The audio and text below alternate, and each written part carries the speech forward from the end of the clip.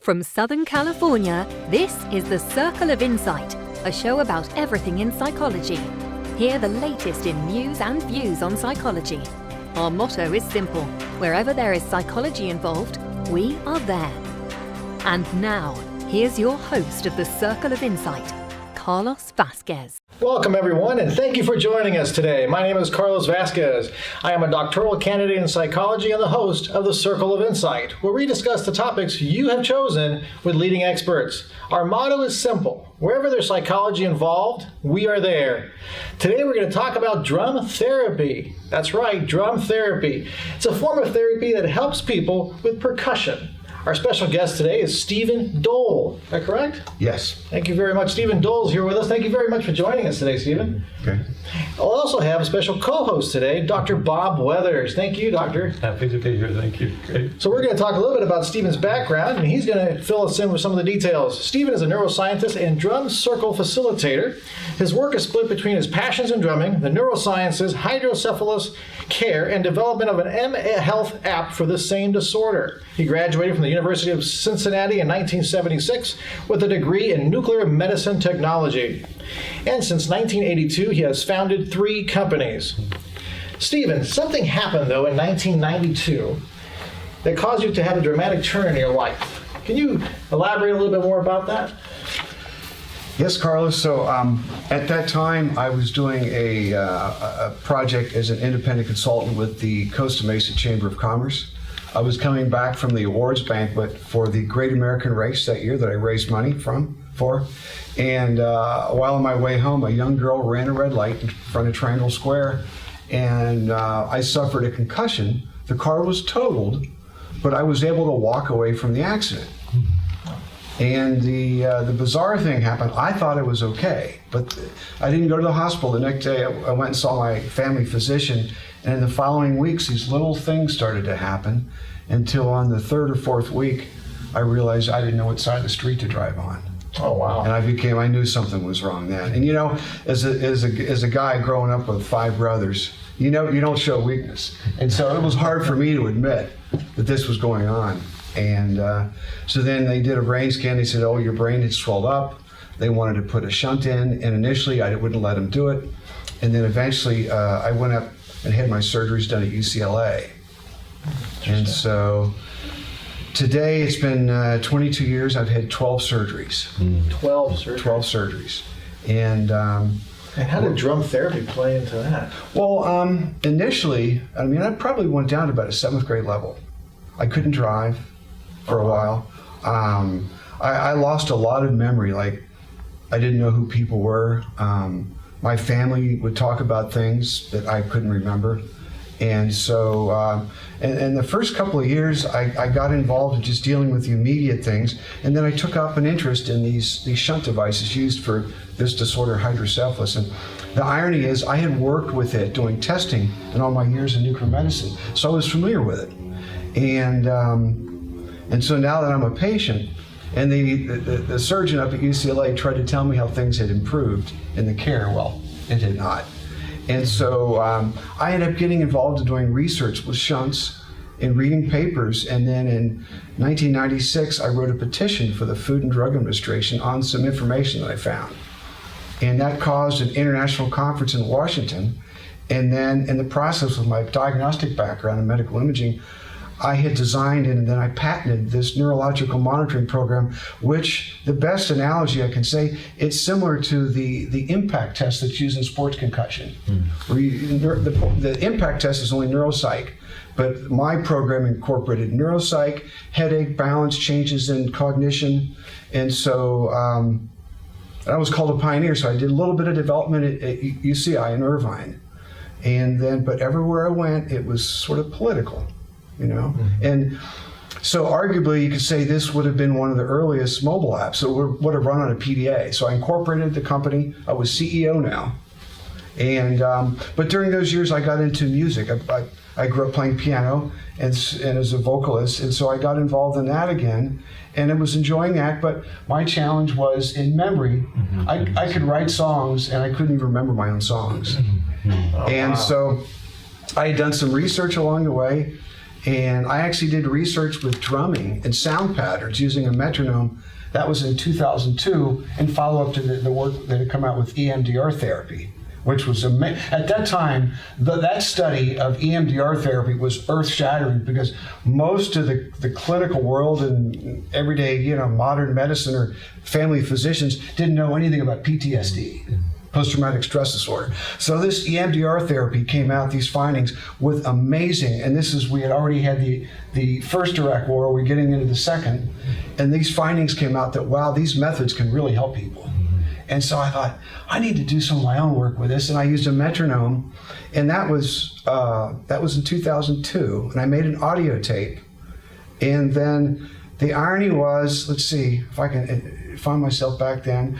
If I went out to a busy place, I couldn't stay long. I'd have to leave. So I remember going to some of the sports bars. I would have to leave before the crowd came in because I couldn't handle the noise. And I noticed I got involved in the drumming in 2004. Noticed after drumming for a year, I remember I was out one night, it's like, wow, this isn't bothering me. And I went back and looked at my research, and what I had come up with, the more you exposed yourself to these patterns that were difficult to process with your hearing, but playing in a drum circle, it teaches you how to organize all of that. And I had been playing in drum circles for about a year, and I go, wow, that must really be happening. That's why I can withstand and tolerate these kinds of sounds that I couldn't, a couple years earlier. Now, did it help you with the other sounds that you're having problems with later? Yes. Like the crowds and whatever? Yes, and so and some people would say to me, they said, Steve, even my son, he said to me a few months ago, Dad, well, how come you could play in drum circles all that noise, but you're affected by sound, like loud commercials? I said, Nick, you know how you get car sickness? He will get. But if he's driving, he doesn't get it. Only if he's a passenger in the car. Well, I'm in a drum circle, and I'm playing, I'm driving. I can affect the total sound, and I can leave or stop anytime I want. So I'm the driver. But if you're in a situation where you can't control what you're being exposed to, then you're in trouble. I've had people over the years, I've drummed my whole life, and I've had people over the years notice this about me, is that if one of you starts drumming, my eyes will blink. I'm very sensitive to sound. When I'm drumming, my eyes don't blink. It's just when somebody else is drumming. Oh, really? So the sound of a snare drum being hit at a distance, I probably have a stronger reaction than most people. And say, wait, Bob, aren't you a drummer? And it's like, well, I'm not the one playing. and who was the country singer that would stutter, but when he would sing, he didn't stutter? That's beautiful. Was it Mel Tillis?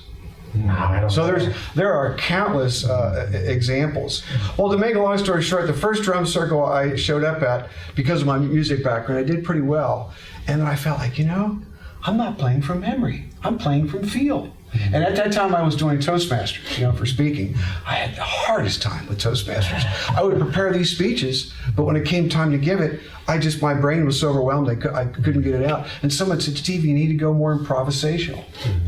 And so the drumming was the perfect thing for me. We're going to go back in time a little bit now. Okay. Let's do time traveling.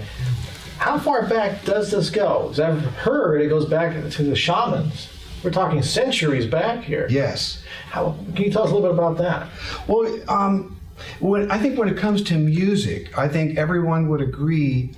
Well, the first musical notes would have been with the human voice. Yeah. If you look at anthropology.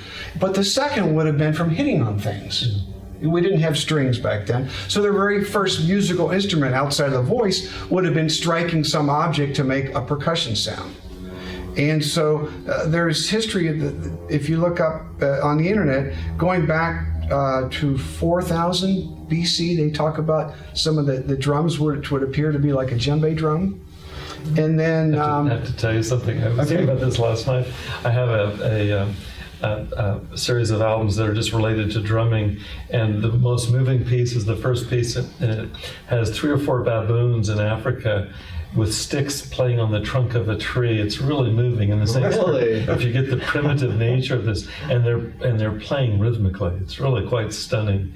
4 baboons playing the trunk of a tree. So that gives you an idea how far back this goes. It's going way far back. Yeah. and there's video today now of birds that are singing with quite sophisticated musical ability and tonal ability. Yeah.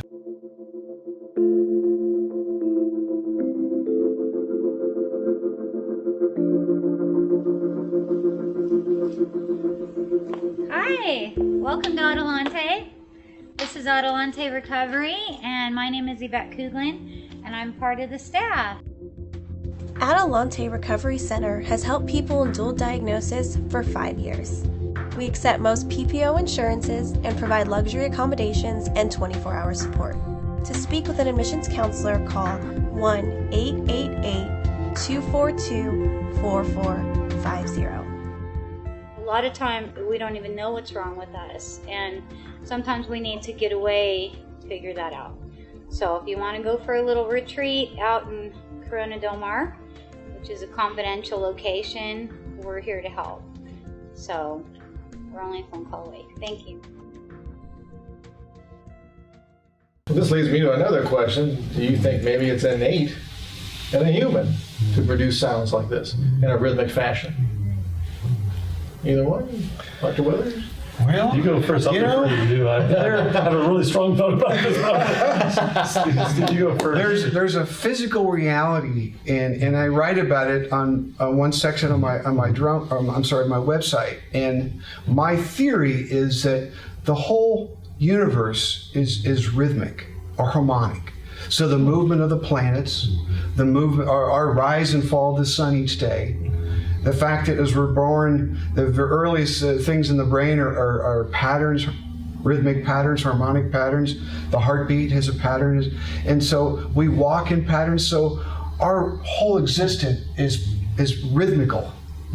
And so when you give someone an instrument like this, it's the perfect fit.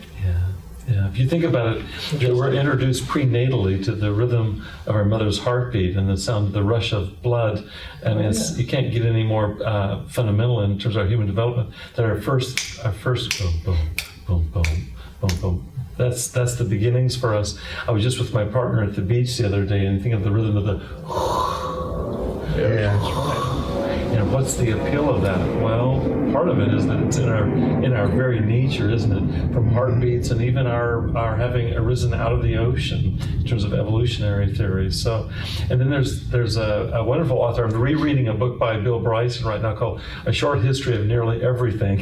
It's a history of science written for the layperson. Yeah. And he talks about, and I know that you know this, is that planetary motion, for example, the Earth, in terms of its axis, that there's a sound emitted, and he discusses this, is that you, with the right kinds of devices, right, you can capture really the music of the spheres, that you can capture the rhythm and the tonality. We don't think about this, and it's subaudible, we don't hear it, but to imagine that our planet makes a certain fundamental tone that differentiates it from the moon or from Venus. That's pretty remarkable.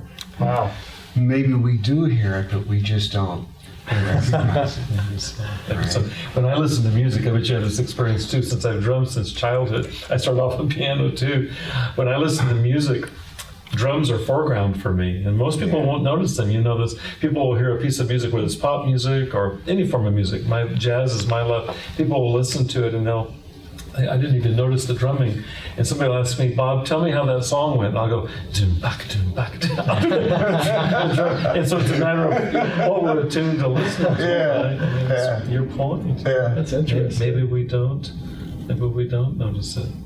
That's a good point. And then, Carl, is the big question for me still, of course for so many of us, is it spiritual or is it just physical? And you look at the effect of music on people. Now, the one thing we know, there's this connectedness theory. And I think we could pretty much, all the scientists today would agree there's something there. We have this connection that we can communicate without words, with this sense of knowing and feeling and establishing that connection. And music is part of that.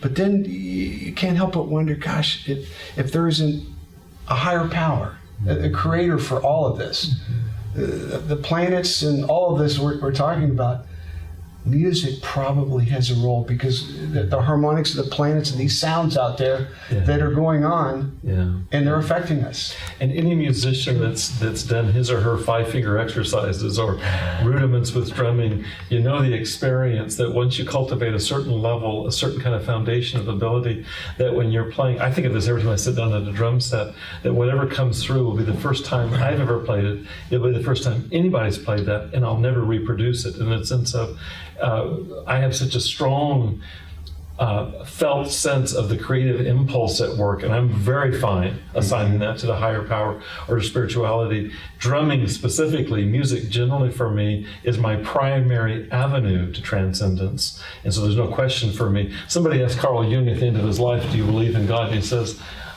I don't believe in God, I know God. You know? And it's the same for any musician that's worth his or her salt. They know exactly what we're talking about, is that they're basically channeling something. And some people will call that the divine. Other people will call that the creative impulse. It doesn't really matter what you call that, but it's definitely not your own. It's definitely not your own. It's completely reliant on your having developed certain abilities, or the capacity to hear, right, Stephen? Yeah. But that aside, the rest is coming through, and that's what makes it so blissful. That's fascinating. Yeah, there's a lot of paintings too that we've seen over the centuries where they have the angels with the harps. It's always some kind of reflection of music in the spiritual world. That's great stuff. So far, amazing stuff. And we're not going to play with these yet. We're going to wait for this for the second part, when Stephen tells us a little bit more about how he helps people. We're going to go back to that. Now, we kind of went time traveled way back into time. We went to the caveman days. We're going to push it back now to maybe where the origination of drum therapy. Has it been around for 20 or 30 years as you know it today? You know, pretty much the healing aspect of using drumming dates back earlier in the 20th century to what some of the shamans were doing over, I guess primarily would have been in Africa. And some people had written about that within anthropology. And then, but what really gave the drumming a big boost in America, there was an African man, was it Babatunde Olatunji, I think was his name. Sometimes I get his name. Babatunde Olatunji from Nigeria. Yes, and he came over and really got the concept of drumming going in the United States. And then one of the things he did, he befriended the band Grateful Dead. Oh, all right. Okay, which was in the 60s, I guess the late 60s. And then what happened, so what they called the Deadhead fans, they began bringing drums to the Grateful Dead concerts. And that became sort of a theme for the Grateful Dead. Yeah. And then so one of the guys that I studied under is a guy by the name of Arthur Hall. Now, Arthur Hall was friends with Babatuli. And he also became friends with Mickey Hart, who was a drummer for the Dead. And so this would have been in the late 60s, early 70s. And then Arthur Hall started sort of structuring this concept of drumming to be used as in workshops or in actual circles that you can take on location for different purposes. Yeah. That's fascinating. Yeah. And did they do psychological studies eventually? They did, yeah. And then he became close with a fellow by the name of Remo Belli, who founded the Remo Drum Company. And then Remo, together with the Yamaha Instrument Company, started pouring money and doing research with drumming. Interesting. And then I think, if I look at my dates, sometime maybe in the late 90s, early 2001, 2002, Remo developed this program called Health Rhythms with the woman who was working there by the name of Christine Stevens. And they began to focus more in on some of the outcomes from their studies. How it could be used for stress reduction. They found favorable outcomes with cancer patients. Interesting. And then, so when I came into the picture in 2004, I started picking up on where they had left off. Mm-hmm. And I got into using drumming for mobility, for cognition. And in some of the things that I had been doing, I developed serendipitously again, things that came to me that I didn't know why I was doing it, but it was my brain's way of surviving. Mm-hmm. That's amazing. And due to the structure of this show being quite different than our normal show, we have instruments that we want to get to and learn about them and find out how Stephen uses these to help people with certain mental health conditions. We're going to do a brief introduction, which is part one.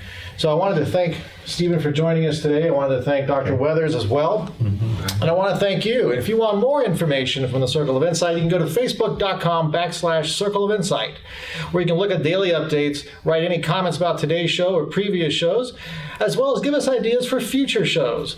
Our next future show is actually going to be part 2 of this series, where we learn more about drum therapy and how it really works. Once again, thank you so much for joining us. Until next time, everyone, remember our simple motto: wherever there's psychology involved, we are there. See you next time.